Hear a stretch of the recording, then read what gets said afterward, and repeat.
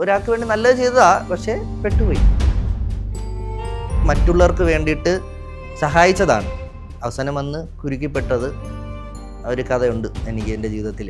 അത് കണ്ടപ്പോൾ എനിക്ക് മനസ്സിലായി, നമ്മളിലുള്ള പൈസ ഉണ്ടെങ്കിൽ ഹെൽപ്പ് ചെയ്യുക, ഇല്ലാത്ത പൈസ അപ്പുറത്തുനിന്ന് മേടിച്ചു പോലും കൊടുക്കരുത്. ഞാൻ ആർക്കും ഞാൻ ചെയ്യാറില്ല. ഇപ്പം എൻ്റെ കടം കൊടുക്കാനായിട്ട് എൻ്റെ കയ്യിൽ പൈസ ഉണ്ടെങ്കിൽ ഞാൻ മാത്രം അറിഞ്ഞാൽ അത് പോയാലും ഇല്ലെങ്കിലും.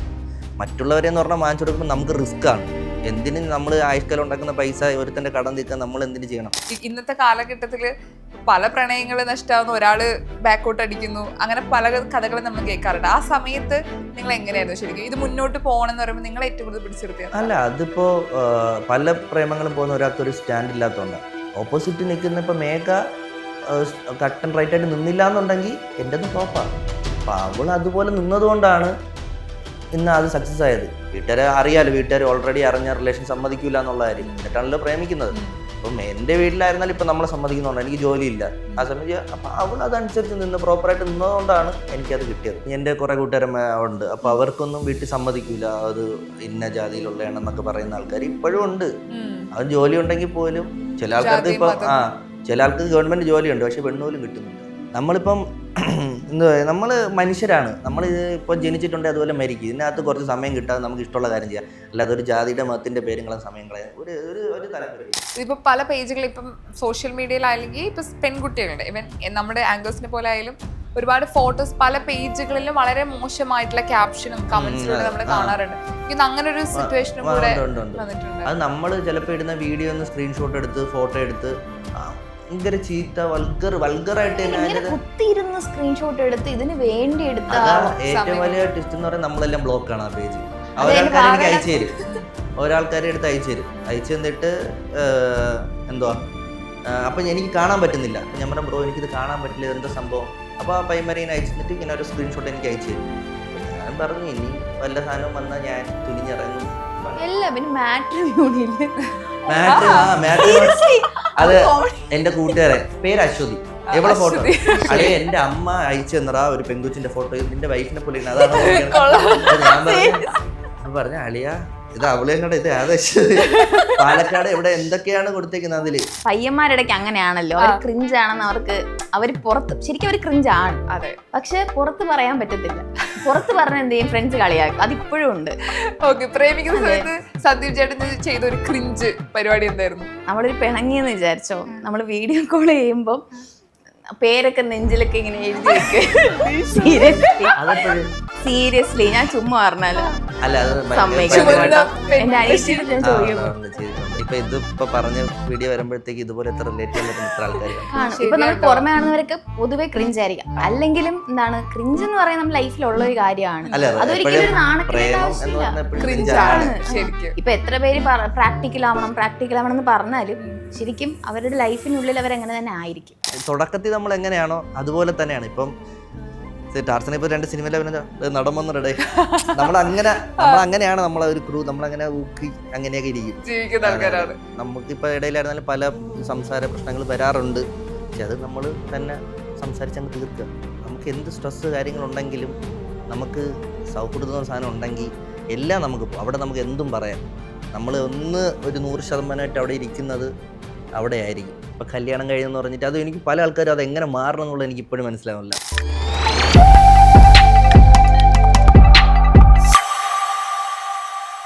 ഇവരുടെ മൂഡ് അനുസരിച്ചിട്ട് വേണം നിങ്ങളുടെ ബാക്കി കാര്യങ്ങളൊക്കെ പോവാൻ. പുതിയ രീതിയിലാണല്ലോ പൊക്കോണ്ടിരിക്കണേ. അതെങ്ങനെയുണ്ട്? ഭയങ്കര സന്തോഷം ഉണ്ടാവും നമ്മുടെ കൂടെ ലൈഫിൽ ഒരു പുതിയ ആള് വന്നിരിക്കുന്നു, പക്ഷെ അതേസമയം നമ്മൾ കുറെ അഡ്ജസ്റ്റ് ചെയ്യണം. അതെങ്ങനെ കാണുന്നു? ഉറക്കം നഷ്ടപ്പെടുക. ഇപ്പൊ മേഘയുടെ വീട്ടിലാണ്, അത് എന്റെ വീട്ടിൽ നിന്ന് അവിടെ നിന്ന് ഒരു 4 കിലോമീറ്റർ ഇപ്പുറത്ത് ഇപ്പൊ മേഘയുടെ വീട്. അപ്പം ഓൾറെഡി മേഘയുടെ വീട്ടിൽ ഇപ്പം മേഘ മേമ അമ്മ അപ്പനുണ്ട്.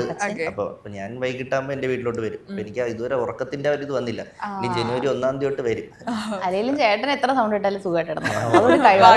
അതെ അതെ, ഞാൻ 10 മണിയൊക്കെ ആകുമ്പോഴേ തന്നെ ഉറങ്ങും. ടൈം ഭയങ്കര നിർബന്ധമുള്ള അങ്ങനെയല്ല, ഞാൻ പണ്ടോട്ടേ അങ്ങനെയാണ് ഉറങ്ങും. അഥവാ ക്രിക്കറ്റ് കളിക്കാൻ പോവാണെങ്കിൽ മാത്രമേ ഉള്ളൂ. പോയിട്ട് ഒന്നുകൂടെ പെട്ടെന്ന് തന്നെ ക്രിക്കറ്റ് കളിക്കാൻ പോയാലും ഉറക്കം വരത്തേ ഇല്ല, പക്ഷെ അല്ലാതെ വീട്ടിലിരുന്ന ടക്കന് ഉറങ്ങും. 10 മാറ്റങ്ങൾ വന്നോളൂ, പുതിയ മാറ്റങ്ങളൊക്കെ ആയിക്കോളും. ഇപ്പൊ ഒരു പാരന്റ്സ് ആവുന്ന സമയത്ത് ഇപ്പം എങ്ങനെയൊക്കെ ഒരു പാരന്റ് ആയിട്ട് മാറാന്ന് ചിന്തിക്കല്ലോ. ഇപ്പൊ ഞാൻ ഭയങ്കര ഫ്രണ്ട്ലി ആയിരിക്കും ആ പിള്ളേരോട് സംസാരിക്കുക, അങ്ങനെ കുറെ കാര്യം നമ്മുടെ അനുഭവം കൊണ്ടായിരിക്കും നമ്മൾ പല കാര്യങ്ങളും മാറ്റുക. അപ്പൊ നിങ്ങൾ എങ്ങനെയായിരുന്നു ഒരു കൊച്ചിന്റെ അച്ഛനും അമ്മയായപ്പം എന്തൊക്കെ കാര്യങ്ങളിൽ മാറ്റം വരുത്തണമെന്നായിരുന്നു ചിന്തിച്ചത്? അല്ല, ഞാൻ ആലോചിക്കുന്ന ഇപ്പോഴും ഫ്രണ്ടായിട്ട് തന്നെ നമ്മൾ ഇത് ചെയ്യണം. കാരണം നമ്മളെയൊക്കെ പേരൻസ് അങ്ങനെയല്ല.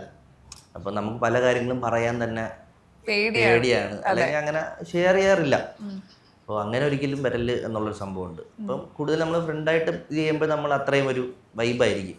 എല്ലാ കാര്യവും എന്തായാലും ഓപ്പണായിട്ട് ഒന്ന് പറയും. പല കാര്യങ്ങളും തന്നെ പേടിക്കാറില്ല, പേടിക്കാതെ തന്നെ പറയും എന്നുള്ളതാണ് എൻ്റെ ഒരു ഊഹം. അപ്പോൾ അതുപോലെ പിന്നെ പല കാര്യങ്ങളിലും സപ്പോർട്ട് ചെയ്യണം. അപ്പം എൻ്റെയൊക്കെ ഫാമിലിയിൽ അങ്ങനെ ഇല്ല. അപ്പം എനിക്ക് ക്രിക്കറ്റ് ഭയങ്കര ഇഷ്ടമാണ്. ആ സമയത്ത് നമുക്ക് എല്ലാം ഒന്നും മേടിച്ച് തന്നിട്ടൊന്നുമില്ല. അപ്പം ആ ഒരു സമയം സപ്പോർട്ട് ചെയ്തിരുന്നെങ്കിൽ നമുക്ക് ആ ഒരു ഇതിലോട്ട് നമുക്ക് കിട്ടും. അപ്പം നമ്മളിപ്പം എന്തൊരു കാര്യം, ഇപ്പം തുലിയ കൊച്ചാണ്, അപ്പം എനിക്ക് അവളൊരു ക്രിക്കറ്റ് പ്ലെയർ ആക്കണമെന്നാണ് ആഗ്രഹം. അപ്പം കൊച്ചിലെ നമ്മൾ തന്നെ അതിനൊരു വിത്ത് വിതച്ച് കൊടുക്കണം, എന്നിട്ട് അത് സപ്പോർട്ട് ചെയ്ത് കൊടുക്കണം. അങ്ങനെ ഒരുപാട് കാര്യം സപ്പോർട്ട് ചെയ്യും, എല്ലാവരും മിക്കതിനും സപ്പോർട്ട് ചെയ്യും. അച്ഛൻ്റെ ആ ഒരു ക്രിക്കറ്റ് ആഗ്രഹം എന്തായാലും എപ്പോഴും ഉണ്ട്. ഇവിടെ എന്തൊക്കെയായിരുന്നു ചിലപ്പോ ഒരു അമ്മയാവുന്ന സമയത്ത്? നമ്മള് പണ്ടേ ഒരു ബൊമ്മാച്ചിയൊക്കെ കിട്ടും, നമ്മൾ ശരിക്കും അമ്മ പ്രാക്ടീസ് അന്ന് മുതലേ തുടങ്ങിയിട്ടുണ്ടോ? കൊച്ചുനാള് മുതലേ അതെളുപ്പമായിരുന്നു. വീട്ടിൽ 2 പെൺകുട്ടികളും കൂടെ ആവുമ്പോ കണക്ട് ചെയ്യാൻ കുറച്ചുകൂടെ എളുപ്പമായിരുന്നു. ഡ്രസ് ഞങ്ങൾ വാങ്ങുമായിരുന്നു. ഈ പോത്തീസിലൊക്കെ ഇങ്ങനെ ബേബീസ് അതെനിക്കുണ്ട്. അത് വാങ്ങി വെച്ചത് അങ്ങനെ ഒരെണ്ണം എന്റെ അനിയത്തി വാങ്ങി വെച്ചതാണ് നമ്മൾ കിട്ടു കൊടുത്തത്. വാക്സിൻ എടുക്കാൻ പോകും 2 വർഷം 3 വർഷം. അതെല്ലാ പെൺകുട്ടികൾക്കും പ്രാന്തണ്ടല്ലേ? ഓക്കെ. അപ്പൊ അത് അപ്പോഴും നമുക്ക് റിയലൈസേഷൻ വരുന്ന ഇത് ബൊമ്മയല്ല, ഇത് നമ്മുടെ കുഞ്ഞാണ്. ശരിക്കും നമ്മള് കുഞ്ഞിലെ പപ്പ ഇങ്ങനെ കൊണ്ടുവരുമ്പം ഒരുപാട് ടോയ്സ് ഒക്കെ ഉണ്ടായിരുന്നു. അപ്പം അതാണ് എനിക്ക് ഓർമ്മ വരുന്നത്. അതും കറക്റ്റ് ഈ കുഞ്ഞു വാവനെ പോലെ ഇരിക്കുന്ന ടോയ്സ് ആണ്. അപ്പൊ അതുപോലെ തന്നെയാണ് ഇവിടെ ഇരിക്കുന്നത് ഏകദേശം. അപ്പൊ നമ്മളിങ്ങനെ ഇടയ്ക്ക് പറയാം, ഇത് ടോയ് അല്ല, ഇത് കൊച്ചാണ്, മനുഷ്യ കൊച്ചാണ് അറിയും. ഓൾറെഡി നമുക്ക് ഫ്രീ ആയിട്ടൊക്കെ വീട്ടിൽ സംസാരിക്കുകയൊക്കെ ചെയ്യുമായിരുന്നു. പക്ഷെ കുറച്ച് കാര്യങ്ങൾ, അതായത് ഇപ്പം പുറത്ത് കൊണ്ടുപോകാൻ പാടില്ല, പുറത്തിങ്ങനെ പോരുത്, അങ്ങനെ പോരുത്, അതൊക്കെ മാറ്റിയെടുക്കണമെന്നുണ്ട്. നമ്മുടെ കൂടെ പോകുമ്പോൾ തന്നെ ഇവളെ കൊണ്ടുപോയി കൊണ്ടുപോകണം, കുറച്ചുകൂടെ ഒക്കെ കാണിക്കണം എന്നൊക്കെ ആഗ്രഹമുണ്ട്. നമ്മൾ അങ്ങനെ ഒരിടത്തും അങ്ങനെ പോയിട്ടൊന്നുമില്ല കൊച്ചിലെ. അപ്പം ഇവളെ കൊണ്ട് അങ്ങനെയൊക്കെ പോകണം, ഇവള് കുറെ കാര്യങ്ങൾ കാണിക്കണം എന്നൊക്കെ തോന്നിയിട്ടുണ്ട്. കുറച്ച് മാറ്റം കൊണ്ടുവരണം എന്നൊക്കെ എപ്പോഴും കണ്ടുവരുന്ന പാരന്റ്സ് കുറച്ച് ചിന്തിക്കണം. അതുപോലെ കൃത്യമായിട്ട് ഇപ്പം ഇന്ന ജോലി പണ്ട് മുതലേ നമ്മൾ ചെയ്യുമ്പോൾ നമ്മുടെ കുട്ടികള് ഈ ജോലി ചെയ്തിരിക്കണം, നന്നായി പഠിക്കണം, ഇപ്പം പറഞ്ഞ ക്രിക്കറ്റ് ആണ് താല്പര്യമില്ലെങ്കിൽ ഇഷ്ടമുള്ള പാരന്റ്സിന് എന്താണ് ഇഷ്ടം അത് പഠിക്കണം എന്നാ പറയാ. സോ അതിൽ നിന്നൊക്കെ മാറ്റങ്ങൾ വേണമെന്ന് ചിന്തിക്കുന്നത് എനിക്ക് ഈ കാലഘട്ടത്തിലെ നമ്മുടെ പ്രായത്തിലെ ആൾക്കാര് പാരന്റ്സ് ആകുമ്പോൾ ഒരുപാട് മാറ്റങ്ങൾ അതിൽ വരുന്നത് കാണാൻ ഭയങ്കര സന്തോഷമുണ്ട്. നിങ്ങൾക്ക് അങ്ങനെയല്ലേ ഫീൽ ചെയ്യണേ? നമുക്കിപ്പം ഒരു പ്രായമായി കഴിഞ്ഞാൽ ഇപ്പം ഇന്ന ജോലി തന്നെ ഒന്നുമില്ല. നമുക്ക് ജീവിക്കാൻ ആ സമയത്ത് ജീവിക്കാൻ ആയിട്ടുള്ളൊരു പൈസ കിട്ടുന്നൊരു ജോലി അതെന്തായിരുന്നാലും. ഇപ്പം ഞാൻ പറയാം, നമ്മളിപ്പോൾ കൊച്ചിലെ എന്താണോ നമ്മൾ കൊച്ചിന് പറഞ്ഞു കൊടുക്കുന്നത് അത് തന്നെ ആയിരിക്കും, അതായിരിക്കും. ഇപ്പം പാട്ടാണെങ്കിൽ പാട്ട് പഠിപ്പിച്ച് അത് ഇഷ്ടപ്പെട്ട് അങ്ങ് പോകും. അപ്പം നമ്മളാണ് ഫസ്റ്റിലെ വിത്ത് ബായി കൊടുക്കേണ്ട ആൾക്കാർ. ശരിയാ. ഇപ്പൊ ഈ പറഞ്ഞ നിങ്ങളെ പോലെ തന്നെ യൂട്യൂബ് ഇൻഫ്ലുവൻസ് ആവാനാണ് താല്പര്യം എന്ന് പറഞ്ഞാൽ എന്തായിരിക്കും? ചെയ്യട്ടെ. ഇപ്പൊ ഞാൻ എൻ്റെ ഒരു പ്രായം വരെ നമുക്ക് അങ്ങനെ സ്വപ്നമൊന്നും ഇല്ലായിരുന്നു.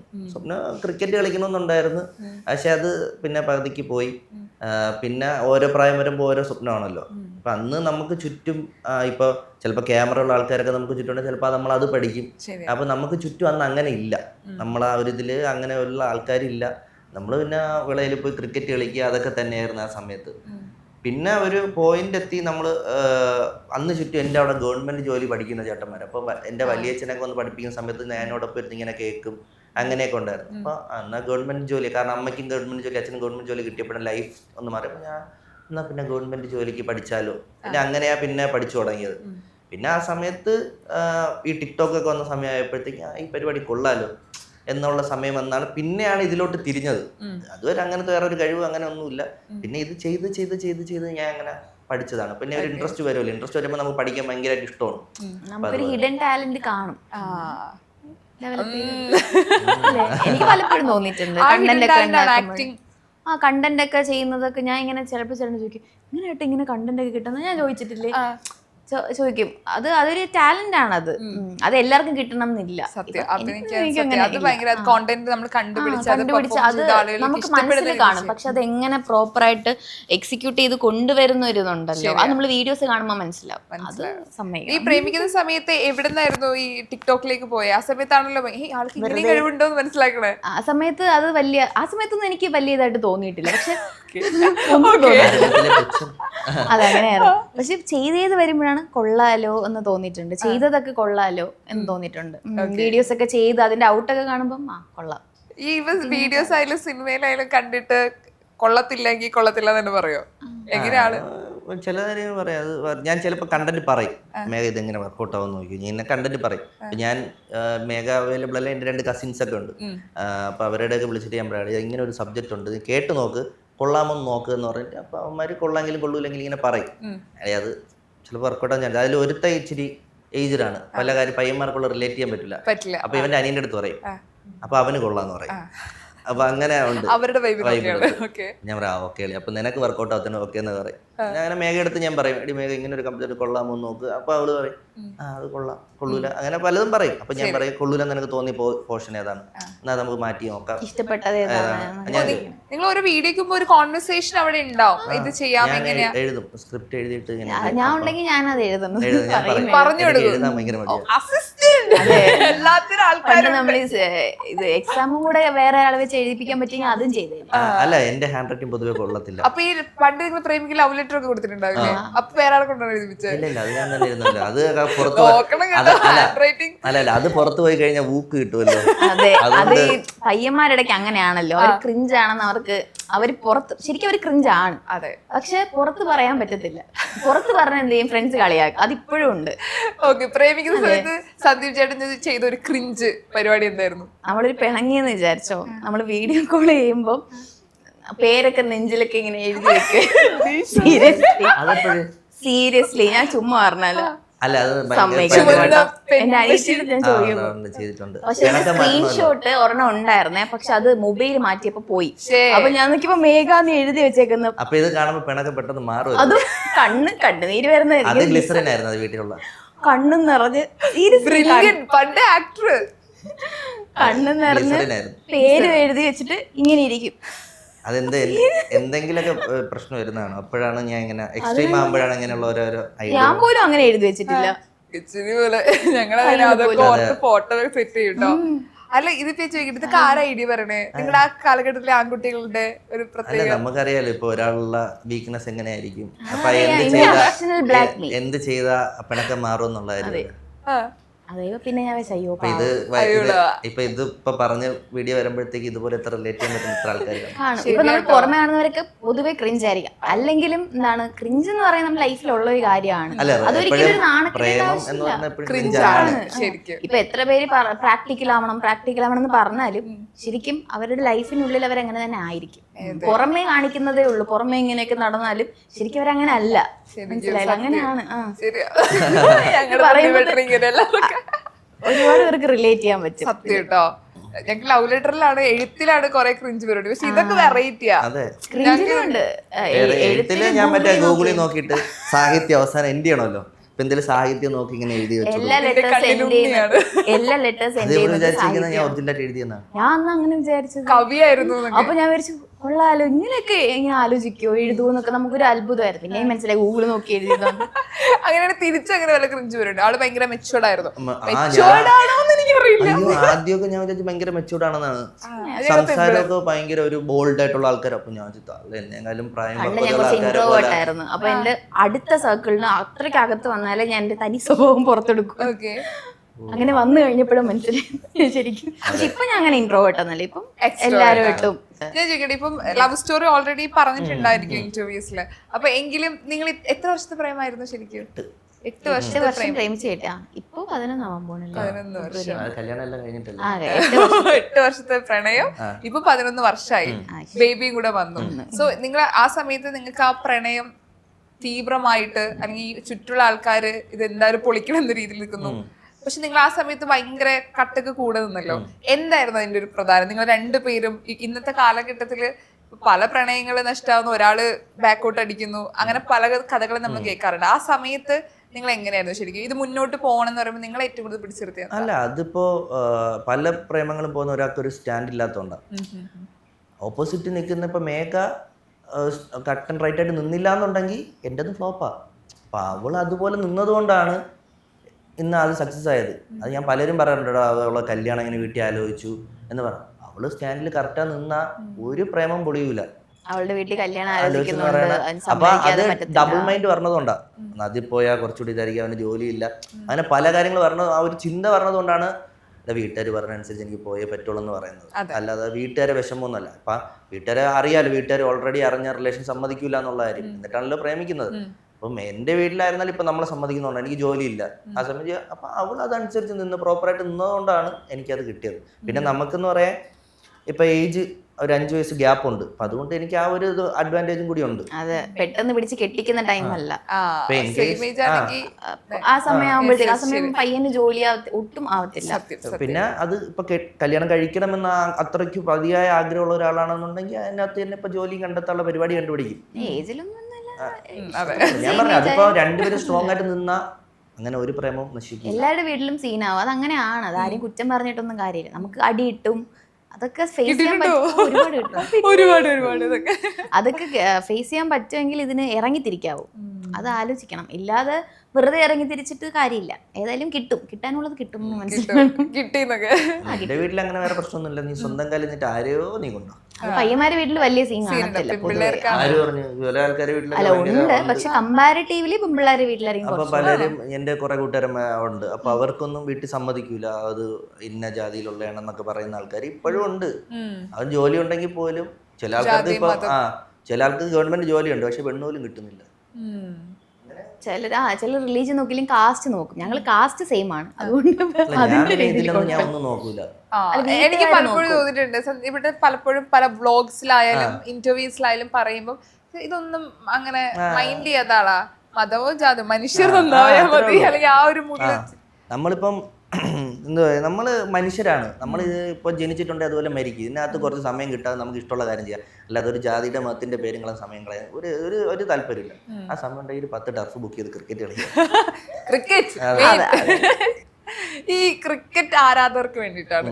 ഈ ക്രിക്കറ്റ് നിങ്ങളിപ്പം ഒരു സമയം കിട്ടാൻ മൈൻഡ് ഒട്ടും ഓക്കെ അല്ല, ഈ ക്രിക്കറ്റ് കളിക്കുമ്പോൾ നിങ്ങൾക്ക് എന്താ കിട്ടണം? ഇപ്പൊ പല വീട്ടിലും പല വൈഫ്മാരും അല്ലെങ്കിൽ അമ്മമാരൊക്കെ ചോദിക്കുന്നത്, നീ എന്തിനാണ് ഈ കോലെടുത്ത് ക്രിക്കറ്റ് കളിക്കാൻ പോണേ? എന്താ നിങ്ങൾക്ക് ക്രിക്കറ്റ് കളിക്കാൻ കിട്ടണേ? അപ്പൊ നിങ്ങൾക്ക് പല കാര്യങ്ങൾ, ഇപ്പൊ ഡ്രസ്സ് കടയിൽ പോകുമ്പോൾ നിങ്ങൾക്ക് ഒരു പുതിയ ഡ്രസ്സ് ഇങ്ങനെ ഒരു 5 എണ്ണം വാങ്ങാൻ കിട്ടുമ്പോൾ നിങ്ങൾക്ക് എന്ത് തോന്നും? അപ്പൊ അതുപോലെ നമുക്ക് ഫീൽ ആവും. ചിലപ്പോൾ ടെൻഷനാണ് പയ്യന്മാരുടെ തന്നെ. ചിലപ്പോൾ അന്നത്തെ അവിടെ നമ്മളുടെ കളി ഡക്ക് തന്നെ ആയിരിക്കും, പക്ഷെ അവരോട് ഇരുന്ന് ആ ഒരു സംസാരവും വൈബ് കിട്ടുമ്പോഴേ ഭയങ്കര സന്തോഷമാണ്. ഇപ്പൊ ഞാൻ ആലോചിക്കുന്നത്, ഇപ്പം നമ്മളവിടെയൊക്കെ എബോ 37 ക്രിക്കറ്റ് പ്ലേയേഴ്സ് ഒക്കെ ഉണ്ട്. 37 വയസ്സിന് മുകളിലോട്ടുള്ളവർക്ക് ഒരു ടൂർണമെന്റ് ഒക്കെ ഉണ്ട്. ഞാൻ അവിടെ പോയപ്പോൾ ആൾക്കാരൊക്കെ ചെറുപ്പം പോലെ ഇരിക്കുന്നു. 37 വയസ്സൊക്കെ ഉണ്ടാകുന്ന നമുക്ക് തോന്നിപ്പോവും.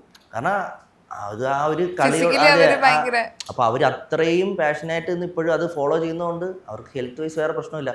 എനിക്ക് തോന്നുന്നു ഞാൻ ഒരു കളിക്കുന്നുണ്ട്, BNAയുടെ ഒരു കളിക്കുന്നു. അതിലൊരു ചേട്ടന്റെ നെഞ്ചില് മറ്റേ ഇത് വെച്ചിട്ടുണ്ട്, പേസ് മേക്കർ, ഹാർട്ടിന്റെ. ആ പുള്ളി വരെ വന്ന് കളിക്കുന്നു.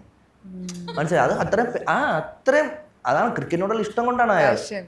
അപ്പൊ അത് കളിക്കുമ്പോൾ അയാൾക്ക് അത്ര സന്തോഷം കിട്ടുകയാണെങ്കിൽ പിന്നെ അതൊരു ഹരമാണ്. അത് ഇപ്പൊ നിങ്ങളുടെ ബേബി ആവുന്നവരെ ഒരുപാട് സ്കിൽസ് നിങ്ങളുടെ ലൈഫിൽ പഠിച്ചിട്ടുണ്ടാവും.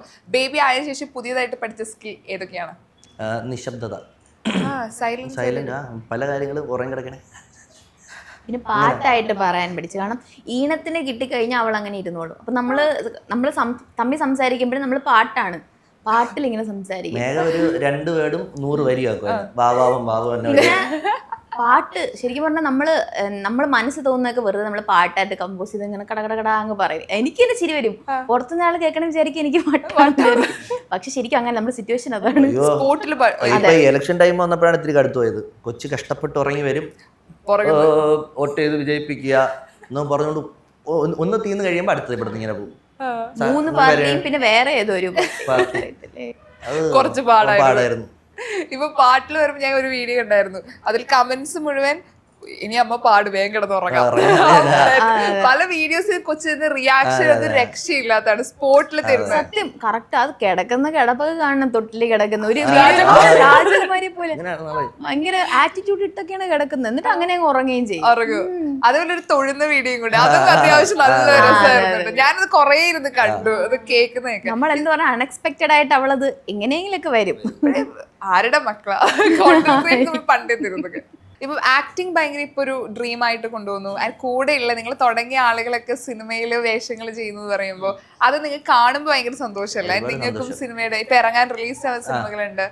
മഹാരാജ ഹോസ്റ്റൽ എന്ന് പറഞ്ഞൊരു പടമുണ്ട്. എനിക്ക് തോന്നുന്നു ജനുവരി അല്ലെങ്കിൽ ഫെബ്രുവരി ഫസ്റ്റിൽ ഇറങ്ങും. അപ്പോൾ നമ്മൾ അഖിൽ NRD, ഷാമോൻ അവരൊക്കെ കഥാപാത്രം ചെയ്യുന്നു. ഓക്കെ. ഇങ്ങനെ കൂട്ടത്തിൽ എല്ലാവരും ഈ സിനിമാ മേഖലയിൽ ഇപ്പൊ സജീവമായിട്ട് ഓരോ സിനിമകൾ, ഇന്നൊരു സിനിമ ചെയ്ത നാളൊരു സിനിമയിൽ ഞാൻ അടുത്ത സിനിമ ചെയ്യാൻ പോവാന്ന് പറയുമ്പോൾ ആ കോൺവെർസേഷനിൽ ഒരു മാറ്റം ഉണ്ടല്ലോ, അതെങ്ങനെ ശരിക്കും? നമ്മൾ ഇങ്ങനെ ചോദിക്കും, ടാർസന്റെ അടുത്ത് ഇങ്ങനെ ചോദിക്കാറുണ്ട്, മറ്റു സിനിമ കണ്ടായിരുന്നോ, ലാസ്റ്റ് പേരോട് ഒരു ക്യാമിയോ റോൾ അങ്ങനെയൊക്കെ.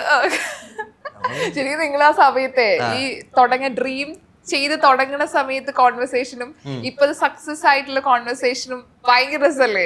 നമ്മള് തുടക്കത്തിൽ നമ്മൾ എങ്ങനെയാണോ അതുപോലെ തന്നെയാണ് ഇപ്പം. ടാർസനെ ഇപ്പൊ 2 സിനിമയിലെ നടമെന്നടേ നമ്മളങ്ങനെയാണ് നമ്മളെ ഒരു ക്രൂ, നമ്മളങ്ങനെ ഊക്കി അങ്ങനെയൊക്കെ ഇരിക്കും, ജീവിക്കുന്ന ആൾക്കാരാണ്. പക്ഷെ അത് ഫ്രണ്ട് സർക്കിൾ അങ്ങനെ ഉള്ളത് അടിപൊളിയാ. ഇന്നത്തെ കാലഘട്ടത്തിൽ ഒരു ഫ്രണ്ട്ഷിപ്പ് ഉണ്ടായത് കുറെ കഴിഞ്ഞിട്ട് അത് ഇല്ലാതെ മിസ് ചെയ്യുന്ന ഒരുപാട് പേരെ ഞാൻ കണ്ടിട്ടുണ്ട്. മെയിൻറ്റെയിൻ ചെയ്ത് കൊണ്ടുപോകാൻ പറ്റും. അത് നമുക്കിപ്പോൾ ഇടയിലായിരുന്നാലും പല സംസാര പ്രശ്നങ്ങൾ വരാറുണ്ട്.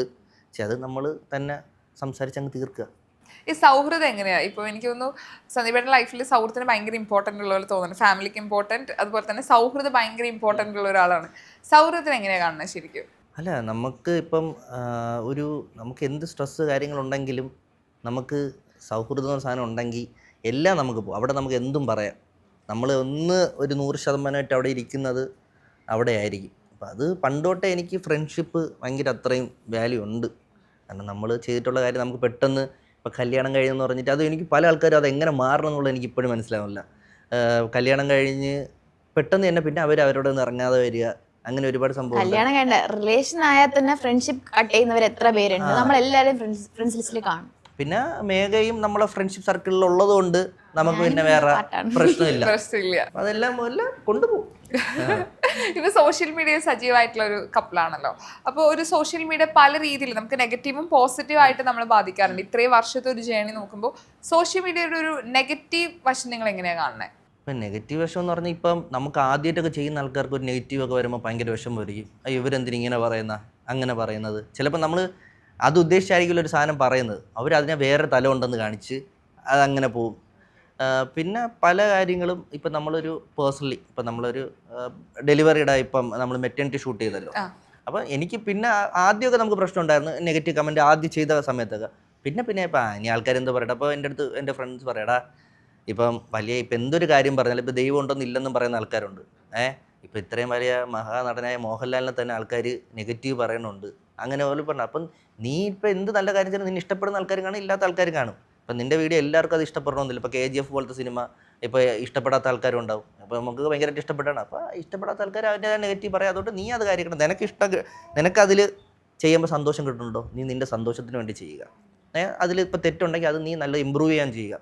അപ്പം അങ്ങനെയൊക്കെ പറഞ്ഞ് പിന്നെ നമ്മളിപ്പം ഒരാൾ പ്രഗ്നൻ്റ് ആണ് എന്ന് പറഞ്ഞ് അല്ലെങ്കിൽ അതിൻ്റെ ഒരു മെറ്റൻ ഷൂട്ടൊക്കെ ഇടുമ്പോൾ അതിൻ്റെ താഴെ ഒന്ന് കമൻ്റ് ഇടുന്നവന്മാരെ മാനസികാവസ്ഥയാണ് ഞാൻ. പിന്നെ അതുപോലെ തന്നെ എനിക്ക് ഏറ്റവും വിഷമമായത് പ്രഗ്നൻ്റ് ആണെന്ന് പറഞ്ഞ സമയത്ത് അതിൻ്റെ താഴെ പോയി കമൻ്റ് ഇട്ടവന്മാരുണ്ട്. നിങ്ങളെ കുട്ടി വികലാംഗയായി പോവും, മരിച്ചു പോവും എന്നൊക്കെ പറഞ്ഞ് കമൻ്റ് ഇടുന്നവരുമുണ്ട്. അങ്ങനെ കമൻ്റ് ഇട്ടാൽ മാനസികമായിട്ടുള്ള ഇപ്പോൾ ഇവന്മാരൊരു ഫേക്ക് ഐഡിയ ആണെങ്കിൽ ഇവന്മാർക്ക് റിയൽ ലൈഫിലൊരു മുഖം കാണുമല്ലോ. ഇവന്മാർ ഈ സമൂഹത്തിലല്ലേ അറിയാൻ നടക്കുന്നത്. അങ്ങനെ പറയണവന്മാരുണ്ട്. ഒരു ജോബാ അങ്ങനെ എന്തോ ആണ് ഒരു പേര് കണ്ടത്. അതിൽ 2 കൊച്ചു പിള്ളേരെ പടം എന്തോ ആയിരുന്നു. എന്നിട്ടും അതെ അങ്ങനെ ആയിപ്പോട്ടെ എന്നൊക്കെ. അത് എന്ത് നല്ല മാനസിക സുഖമാണോ എനിക്ക് അറിഞ്ഞുകൂടാ. പിന്നെ അതുപോലെ മെറ്റൻ ഷൂട്ട് ചെയ്ത സമയത്ത് അത് കേരളത്തിൻ്റെ തനിമ അങ്ങനെയാണ് ഇങ്ങനെയാണ് മറ്റാണ് മറിച്ചാണ് എന്നൊക്കെ പറഞ്ഞ് കുറേ എണ്ണം. അത് ഇപ്പം ഞാനൊരു ഗർഭിണിയായ സ്ത്രീയെ ഇപ്പം റോഡിൽ നിന്ന് വഴക്ക് വല്ലതും പറയണമെങ്കിൽ ഇവന്മാർ പറയും ഒന്നിനും അങ്ങനെ പറഞ്ഞ ഗർഭിണിയായ സ്ത്രീ അങ്ങനെ അതേ പ്രവൃത്തിയിൽ ഇവർ തൊട്ട് താഴെ കമൻ്റായിട്ട് വന്നിട്ട് എന്തൊക്കെയാണ് പറഞ്ഞു. കുറേ ചേച്ചിമാരും ചേട്ടന്മാരും പിന്നെ അറിയാമായിരിക്കുമല്ലോ ആ രീതിക്ക് ഭയങ്കര വൾഗറായിട്ടുള്ള കമൻറ്റും അങ്ങനെയൊക്കെ ഉണ്ട്. അങ്ങനെയൊക്കെ വന്നു. അതൊക്കെ ഒരു ഭയങ്കരമായിട്ടൊരു നമ്മൾ വലിയ നടന്മാർ ചെയ്യുമ്പോൾ വേറെ പ്രശ്നമൊന്നുമില്ല. അതെ, അത് വേറൊരു നാട്ടിൽ ഓരോ നാട്ടിനും ഓരോ കൾച്ചറുണ്ട്, അത് ശരി തന്നെയാണ്. അപ്പോൾ ഇപ്പോൾ അവിടെ നിന്നൊന്നും കോപ്പി അടിച്ച് ഇവിടെ കൊണ്ടുവരുന്നില്ലേ, എന്തൊക്കെ കാര്യങ്ങൾ മാറി. എല്ലാ സാധനങ്ങളും അവിടെ നിന്ന് വേറെ രാജ്യങ്ങളിൽ നിന്ന് കോപ്പി അടിച്ച് തന്നെയാണ് ഇവിടെ ചെയ്യുന്നത്. അപ്പോൾ നമ്മൾ അതുപോലെ ഒരു സാധനം ഒരാളുടെ അതൊരു പെങ്കൊച്ച് ചേട്ടാ നമുക്ക് ഇങ്ങനെ ഒരു സബ്ജക്റ്റ് ഉണ്ട്. അപ്പോൾ എനിക്ക് കുറേ കാര്യങ്ങൾ വെറൈറ്റി ഫോട്ടോഷൂട്ടൊക്കെ ചെയ്യുന്നത് ഭയങ്കര ഇഷ്ടമാണ്. അപ്പോൾ മേഘയും ഞാൻ പറഞ്ഞു മേഘ അത് ഇങ്ങനെ ചെയ്യാൻ ഓക്കെയാണോ? ഓക്കെ, അവൾ ഓക്കെയാണോ? പിന്നെ ആരോ നോക്കണം. അപ്പോൾ ആ ചേച്ചി രേഷ്മ എന്ന് പറഞ്ഞ പെങ്കൊച്ച് അതെടുത്ത. അപ്പോൾ അവൾ മെറ്റേണിറ്റി ഫോട്ടോഷൂട്ടിൻ്റെ ഒരു ആളാണ്. അപ്പോൾ ഇങ്ങനെ പറഞ്ഞു ചേട്ടാ ഇത് അലാവുദ്ദീൻ്റെ ഒരു സംഭവം ഉണ്ട്, അത് ചെയ്യാമോ? ഞാൻ പറഞ്ഞു ചെയ്യാം. പക്ഷേ പെങ്കൊച്ച് അടിപൊളിയായിട്ട് ചെയ്തൊരു സാധനം ഉണ്ടായിരുന്നു, ഒരു ഏഞ്ചലിൻ്റെ സംഭവം. അത് ആ സമയം ഞാൻ പറഞ്ഞു എടാ അത് ഇട്ടോ കുഴപ്പമൊന്നുമില്ല, കാരണം ഓൾറെഡി മറ്റേന് ഭയങ്കര നെഗറ്റീവ് വന്നപ്പോൾ അവർക്കും ഭയങ്കരമായിട്ടൊരു വിഷമമായി, ഡെലിവറി ടൈം ആയല്ലോ. അപ്പോൾ ഞാൻ പറഞ്ഞു എനിക്ക് എടുത്തതിൽ നീ ഏറ്റവും കൂടുതൽ ഇഷ്ടപ്പെട്ടത് ആ ഏഞ്ചലിൻ്റെ ഒരു സംഭവമാണ്. ഏഞ്ചൽ ഒരു ചിറകൊക്കെ വെച്ചിട്ട് ആ ഒരു ഗർഭിണിയായിട്ട് ഇങ്ങനെ നിൽക്കുന്ന ഒരു സംഭവം എനിക്ക് ഭയങ്കരമായിട്ട് ഇഷ്ടപ്പെട്ടു. ഒരു വിധത്തിൽ ഞാൻ പറഞ്ഞു എടാ അഥവാ നിനക്ക് എഡിറ്റ് ചെയ്യാൻ പറ്റില്ല, എൻ്റെ കയ്യിൽ മാനിപ്പുലേഷൻ ചെയ്യുന്ന ഒരു പയ്യനുണ്ട്, ഞാൻ സൂപ്പർ ചെയ്തുതരാം. അപ്പോൾ ഒരു വിധത്തിൽ തറന്നില്ല ചേട്ടാ. അത് പിന്നെ അവസാനം അവൾ പറഞ്ഞു ചേട്ടാ ഡെലിവറി കഴിഞ്ഞിട്ട് ഇടാം എന്ന് വിചാരിച്ചുകൊണ്ടിരിക്കുകയായിരുന്നു. ആൾക്കാർ ഓൾറെഡി മേഘ അതെങ്ങനെ വിചാരിക്കും. അതിനുശേഷം ഈ ഇടയ്ക്ക് എന്തൊക്കെയാണ് ആ വീഡിയോ പോസ്റ്റ് ചെയ്തത്. ഞാൻ പറഞ്ഞു എടാ നീ മറ്റുള്ളവർ പറയുന്നത് നോക്കണ്ട, എനിക്കൊരു കുഴപ്പമില്ല അവൾക്കൊരു കുഴപ്പമില്ല, പിന്നെ എന്താണ് പ്രശ്നം? അതെ, ഇതിപ്പോ പല പേജുകൾ ഇപ്പം സോഷ്യൽ മീഡിയയിലായെങ്കിൽ ഇപ്പൊ പെൺകുട്ടികളുടെ ഇവൻ നമ്മുടെ ആങ്കേഴ്സിനെ പോലെ ആയാലും ഒരുപാട് ഫോട്ടോസ് പല പേജുകളിലും വളരെ മോശമായിട്ടുള്ള ക്യാപ്ഷനും കമന്റ്സിലൂടെ നമ്മൾ കാണാറുണ്ട്. എനിക്ക് അങ്ങനെ ഒരു സിറ്റുവേഷനും കൂടെ വന്നിട്ടുണ്ട്. അത് നമ്മൾ ചിലപ്പോൾ ഇടുന്ന വീഡിയോ ഒന്ന് സ്ക്രീൻഷോട്ട് എടുത്ത് ഫോട്ടോ എടുത്ത് ഭയങ്കര ചീത്ത വൾഗറായിട്ട് കുത്തിയിരുന്ന് സ്ക്രീൻഷോട്ട് എടുത്ത് ഇതിന് വേണ്ടി എടുത്ത ഏറ്റവും വലിയ ട്വിസ്റ്റ് എന്ന് പറയുന്നത് നമ്മളെല്ലാം ബ്ലോക്കാണ് ആ പേജ്. ഒരാൾക്കാർ എനിക്ക് അയച്ചു തരും, ഒരാൾക്കാരെ എടുത്ത് അയച്ചു തന്നിട്ട് എന്തുവാ അപ്പം എനിക്ക് കാണാൻ പറ്റുന്നില്ല. അപ്പം ഞാൻ പറഞ്ഞ ബ്രോ എനിക്കിത് കാണാൻ പറ്റില്ല, ഇതെന്താ സംഭവം? അപ്പോൾ ആ പൈമരീനെ അയച്ചു തന്നിട്ട് ഇങ്ങനെ ഒരു സ്ക്രീൻഷോട്ട് എനിക്ക് അയച്ചു തരും. അപ്പം ഞാൻ പറഞ്ഞു ഇനി വല്ല സാധനവും വന്നാൽ ഞാൻ തുനിഞ്ഞിറങ്ങും. ഉണ്ടാക്കിയ വാവയുടെ അക്കൗണ്ടിൽ നിന്ന് വരെ വാവേനെ വരെ ബ്ലോക്ക് ചെയ്തിട്ടേക്കാം. അപ്പൊ ഒന്ന് ആലോചിച്ച് നോക്കിയേ, അതായത് ഞങ്ങളുമായിട്ട് ബന്ധപ്പെട്ട എല്ലാ പേജസും ബ്ലോക്ക് ചെയ്തിട്ടേക്കുക. നമ്മൾ 2 ദിവസം മുമ്പ് ഇട്ട ഫോട്ടോസ് ഒക്കെ അതിൻ്റെ അകത്ത്. പിന്നെ വെറുതെ സമയം കളയേണ്ടത്. പിന്നെ ഇറങ്ങി കഴിഞ്ഞാൽ അവന്മാരെല്ലാം എക്സ്പോസ് ചെയ്ത് ഞാൻ മുഖം സഹിതം എടുത്തിടേണ്ടി വരും.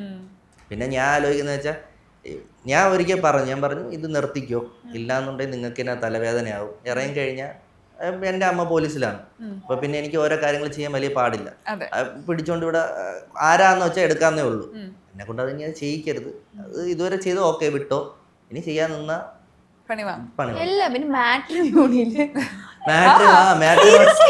അത് എന്റെ കൂട്ടുകാരൻ എടാ ഇത് നിന്റെ വൈഫാണോടാ ഒന്ന് നോക്കിയെന്ന് പറഞ്ഞ സ്ക്രീൻഷോട്ട് ഏതടി അല്ല അത് ഏതിലൊന്നുമില്ല, പേര് അശ്വതി, എവിടെ ഫോട്ടോ അളിയെ എന്റെ അമ്മ അയച്ചു തന്നറാ ഒരു പെങ്കുച്ചിന്റെ ഫോട്ടോ, ഇത് നിന്റെ വൈഫിനെ പോലെ അതാണോ? അപ്പൊ ഞാൻ പറഞ്ഞു അളിയ ഇത് അവള് തന്നെടാ, ഇത് ഏതാ പാലക്കാട് എവിടെ എന്തൊക്കെയാണ് കൊടുത്തേക്കുന്നത് അതില്. സോഫ്റ്റ്വെയർ എഞ്ചിനീയർ, 24 വയസ്സ്, എന്റെ ഫോട്ടോ, ഞാൻ ഒരു ഷൂട്ടിന് ചെയ്ത ഫോട്ടോ, അതും അവര് വെരിഫൈഡ് ആക്കി വെച്ചേക്കും. എനിക്ക് പൈസ കൊടുത്താലേ അങ്ങനെ ചെയ്യാം. പൈസ കൊടുത്ത് ഇങ്ങനെ ചെയ്തിരിക്കാൻ ആൾക്കാരുണ്ടെന്നാണ്. അപ്പൊ എനിക്ക് ഒരുപാട് പേര് ഇങ്ങനെ സ്ക്രീൻഷോട്ട് ഇത് ചേച്ചിയല്ലേ ഞാൻ കയറി അങ്ങനെ ഇരിക്കും. എന്തായാലും അതേപോലെ ഇപ്പൊ സോഷ്യൽ മീഡിയയിൽ ഇപ്പൊ നിങ്ങളെ തേടിയിട്ടൊരു ഒരു പരസ്യം ആഡോ വരുന്ന സമയത്ത് ഇപ്പൊ പല വിഷയങ്ങൾ ഉണ്ടാവാറുണ്ട്. കൃത്യമായിട്ട് നിങ്ങൾ അന്വേഷിച്ച കാര്യം ചെയ്തില്ലെങ്കിൽ അത് പണി കിട്ടുന്ന സിറ്റുവേഷൻ വരണ്ട. അപ്പം നിങ്ങളൊരു ഇൻഫ്ലുവൻസർ എത്രത്തോളം ഹോണസ്റ്റ് ആയിട്ട് ഇരിക്കണം? അല്ല ഞാൻ ഈ ഇടയ്ക്ക് ഒരു പണി എനിക്ക് കിട്ടി. ഞാനത് നമ്മുടെ എന്തായിരുന്നത് ഒരു ആഡ് ചെയ്തായിരുന്നു. റമ്മിയല്ല ചെയ്യോ ഞാൻ താറ് വാങ്ങിച്ചെന്നൊക്കെ പറഞ്ഞിട്ടൊരു സാധനം അത് തന്ന പയ്യൻ പറഞ്ഞ അടാ അതിപ്പോ ലീഗലാണ് എന്നൊക്കെ പറഞ്ഞപ്പോ ഞാൻ പറഞ്ഞ അടിയാ അത് സൂപ്പി അത് 2 എണ്ണം ചെയ്തപ്പോൾ തന്നെ ഞാൻ പിന്നെ പറഞ്ഞ അളിയെ ഞാൻ ചെയ്യില്ല എന്ന് പറഞ്ഞു. അപ്പോൾ ഓൾറെഡി എനിക്ക് വേറെ ക്രിയേറ്റേഴ്സ് ചെയ്ത് അയച്ചിരുന്നു, അതായത് നമ്മൾ അതേ ലെവലുള്ള ആൾക്കാർ. അപ്പോൾ ഞാൻ പറഞ്ഞു എടാ എന്നെ കൺവിൻസ് ചെയ്തു. അപ്പോൾ ധ്യാൻ ശ്രീനിവാസനാണ് എൻ്റെ അംബാസഡർ അങ്ങനെയൊക്കെ പറഞ്ഞ്. അപ്പോൾ എനിക്കിത് ഞാൻ വെച്ച് ശരിയാണ്, ചിലപ്പോൾ ഇനി ലീഗലാക്കി കാണും, എനിക്ക് അറിഞ്ഞൂടാ. അപ്പോൾ തന്ന പയ്യ അങ്ങനെ സംസാരിച്ചു. അപ്പോൾ അവസാനം എനിക്കത് ഭയങ്കര നെഗറ്റീവ് വന്നു. പിന്നെ ഞാൻ നിർത്തി. അവരെൻ്റെ അടുത്ത് 8 വീഡിയോ അടുപ്പിച്ചെന്തോ ചോദിച്ചു. ഞാൻ എൻ്റെ അടുത്ത് ഒരു 2 എണ്ണം പെട്ടെന്ന് തരണം അങ്ങനെ പറഞ്ഞ് 2 എണ്ണം എടുത്ത് അയച്ചു കൊടുത്ത്. അതോടുകൂടി ഞാൻ പിന്നെ നിർത്തി. അപ്പോഴാണ് ഞാൻ പിന്നെ കുറേ കാര്യങ്ങൾ ഞാൻ അറിഞ്ഞത് തന്നെ. പിന്നെ നിർത്തി. അത് കഴിഞ്ഞിട്ട് എത്ര ദിവസം കഴിഞ്ഞപ്പോൾ ഇത് സ്റ്റോപ്പ് ചെയ്തു പോയി. അപ്പോൾ ഞാൻ 8 വീഡിയോ ഞാൻ കൊടുത്തിരുന്നെങ്കിൽ ഞാൻ പെട്ടുപോയേനെ.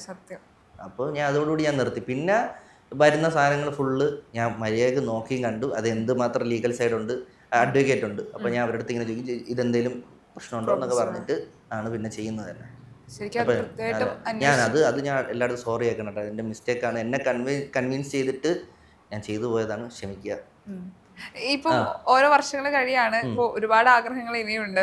ആൻഡ് ഇനി ഭാവി പ്ലാനുകൾ, ഫ്യൂച്ചർ പ്ലാൻസ് എന്തൊക്കെയാ? ഫ്യൂച്ചർ പ്ലാൻ എനിക്ക് ഇങ്ങനെ തന്നെ പോയാൽ തന്നെ ഭയങ്കര സന്തോഷമാണ്. ഇതിലെനിക്ക് പിന്നെ അങ്ങനെ വേറെ ടെൻഷനും കാര്യങ്ങളും ഇല്ല. നമുക്ക് ഇപ്പൊ ചെയ്യാൻ പറ്റുന്ന കാര്യങ്ങൾ അതുപോലെ അങ്ങ് ചെയ്തു പോവുക എന്നുള്ളതാണ്. ഇനി ഭാവിയിൽ എന്ന് പറഞ്ഞാൽ അതിനൊരു വീടൊക്കെ വയ്ക്കണം, അങ്ങനെയൊക്കെയുള്ള ചെറിയ ചെറിയ ഭയങ്കര വലിയതായിട്ടുള്ള ആഗ്രഹങ്ങളൊന്നും ഇല്ല. ഇത് തന്നെയാണ് നമുക്ക് മെയിൻ. പിന്നെ ഇനി എന്തെങ്കിലുമൊക്കെ ഒരു ബിസിനസ് കൂടി സ്റ്റാർട്ട് ചെയ്യണമെന്നുണ്ട്, അങ്ങനെ ഉണ്ട്. ഇങ്ങനെ ഇപ്പൊ ഞാൻ പറഞ്ഞു, ഇതൊന്നും ഞാൻ ലൈഫിൽ എക്സ്പെക്ട് ചെയ്യാത്ത സംഭവങ്ങൾ തന്നെയാണ്. അപ്പൊ ഇത് തന്നെ എനിക്കൊരു ലോട്ടറിയാണ്. അപ്പൊ ഞാൻ ഇത് തന്നെ സന്തോഷവാനാണ്. അപ്പൊ ഇത് തന്നെ അങ്ങ് മരിക്കും വരെ ഒന്ന് പോവുക എന്നുള്ളതേ ഉള്ളൂ. വേഗം ഒരു വീഡിയോയിൽ പറയുന്നുണ്ടായിരുന്നു, ഇങ്ങനെ ഒരുപാട് ആർഭാടൊന്നും വേണ്ട, നമുക്ക് കടമൊന്നും ഇല്ലാതെ സമാധാനത്തില് ഇല്ലത്ത് വെച്ച് ഹാപ്പി ആയിട്ട് ഇരിക്കുക. അങ്ങനെ ഒരു വൈഫ് പറയുമ്പോൾ അത് നിങ്ങൾക്ക് കൂടെ ഒരു ഭയങ്കര ഒരു പോസിറ്റീവ്. അത് നമ്മളെ ലൈഫിൽ തന്നെ എക്സ്പീരിയൻസ് ഉണ്ടായിട്ടുണ്ട്. അപ്പൊ എൻ്റെ ഇത് കണക്ക്, അതായത് മറ്റുള്ളവർക്ക് വേണ്ടിയിട്ട് സഹായിച്ചതാണ്, അവസാനം വന്ന് കുരുക്കിപ്പെട്ടത് ഒരു കഥയുണ്ട് എനിക്ക് എൻ്റെ ജീവിതത്തിൽ. അപ്പം ഞാനല്ല. അപ്പോൾ അത് കണ്ടപ്പോൾ എനിക്ക് മനസ്സിലായി, നമ്മളിലുള്ള പൈസ ഉണ്ടെങ്കിൽ ഹെൽപ്പ് ചെയ്യുക, ഇല്ലാത്ത പൈസ അപ്പുറത്തുനിന്ന് മേടിച്ചു പോലും കൊടുക്കരുത്. ഞാൻ ആർക്കും ഞാൻ ചെയ്യാറില്ല. ഇപ്പം എൻ്റെ കടം കൊടുക്കാനായിട്ട് എൻ്റെ കയ്യിൽ പൈസ ഉണ്ടെങ്കിൽ അത് ഞാൻ മാത്രം അറിഞ്ഞു, അത് പോയാലും ഇല്ലെങ്കിലും. മറ്റുള്ളവരെന്ന് പറഞ്ഞാൽ വാങ്ങിച്ചു കൊടുക്കുമ്പോൾ നമുക്ക് റിസ്ക് ആണ്. എന്തിന് നമ്മൾ ആയുഷ്കാലം ഉണ്ടാക്കുന്ന പൈസ ഒരുത്തൻ്റെ കടം തീർക്കാൻ നമ്മൾ എന്തിനു ചെയ്യണം? നമ്മൾ തിരിച്ചു ചോദിക്കുമ്പോൾ നമ്മളെ ശത്രുക്കളാണ്. അപ്പോൾ ഒരു ഇത് കണക്ക് ഒരാൾക്ക് വേണ്ടി നല്ലത് ചെയ്തതാ, പക്ഷെ പെട്ടുപോയി. പലർക്കും അതെ അതെ, കാരണം എക്സ്പീരിയൻസ്. അതെ, അത് അതുകൊണ്ട് ഞാൻ പല ആൾക്കാരും അളിയ എൻ്റെ ഇത്ര രൂപ ഉണ്ടോ, അപ്പം ഞാൻ പറയാം എൻ്റെ ഇല്ല അളിയ, അളിയോ നാളത്തേക്കൊന്ന് വാങ്ങിച്ചു തരാം. ഞാൻ പറയും നാളത്തേക്ക് നല്ല ഒരു അരമണിക്കൂറത്തേക്ക് പോലും ഞാൻ ആരെയൊന്നും വാങ്ങിച്ചു തരും, എൻ്റെ ഉണ്ടെങ്കിൽ തരും, ഇല്ലെങ്കിൽ ഞാൻ തരത്തില്ല. കാരണം എനിക്ക് ടെൻഷൻ അടിക്കണം എന്തിനാ? ഞാൻ ദിവസം എനിക്ക് 1000 രൂപ ശമ്പളം ഉണ്ടെങ്കിൽ എനിക്ക് അത് മതി, ഞാൻ സന്തോഷവാനാണ്. ഒരു ടഫിൽ ക്രിക്കറ്റ് കളി അതൊക്കെ കൊണ്ട് തന്നെ ഞാൻ സന്തോഷവാനാണ്. പേടിയാണ് കടം വാങ്ങാൻ. ഞാൻ മേഘത്തിൽ ഒരു സാധനം മേടിക്കണം, ഞാൻ പറയട്ടെ EMI ഉണ്ടെങ്കിൽ, അത് ഒന്നാമത്തെ കാര്യം അത് ചടങ്ങാണ് EMI. ഞാൻ പറയാം എന്തെങ്കിലും ഉണ്ടെങ്കിൽ നീ കൂട്ടി വെച്ചിട്ട് മേടിക്കും.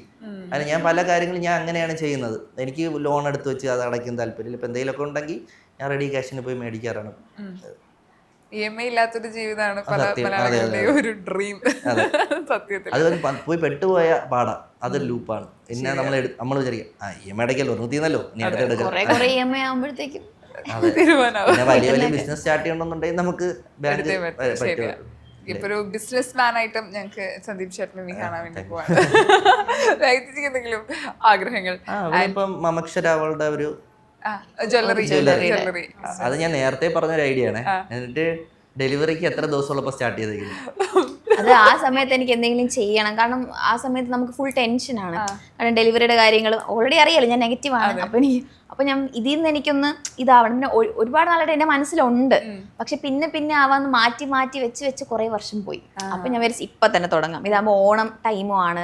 പിന്നെ ഒന്നും ആലോചിച്ചില്ല, ഞാനും അനിയത്തിയും കൂടെ ഡിസ്കസ് ചെയ്ത് അപ്പം ഞാൻ പറഞ്ഞു ഇവള് ഒരു കാര്യം ചെയ്ത് തുടക്കം വെച്ചിട്ട് പിന്നെ നിർത്തുന്ന ഒരു പരിപാടി. അപ്പം ഞാൻ പറഞ്ഞു ഞാൻ ഈ ഒരു ഒറ്റ കാര്യത്തിൽ ഞാൻ ഒന്നിനും വരൂല, നീ ആയിട്ട് ചെയ്ത് ഒന്ന് റെഡിയാക്കിയാൽ ഓക്കെ, ബാക്കി ഞാൻ ചെയ്തു തരാം.